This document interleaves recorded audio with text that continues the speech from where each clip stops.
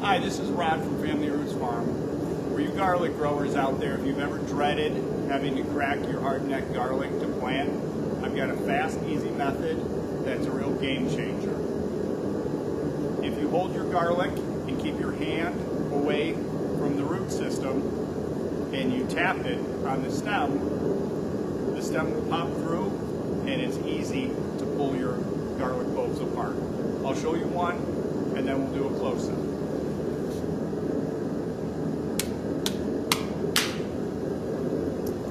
You'll see how the stem popped through. Pull that out.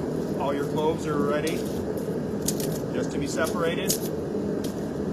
And that whole head is done.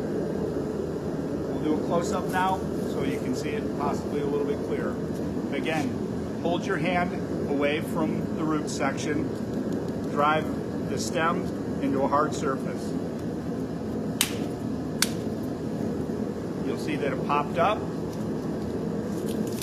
Just pull it through. Bust your cloves apart.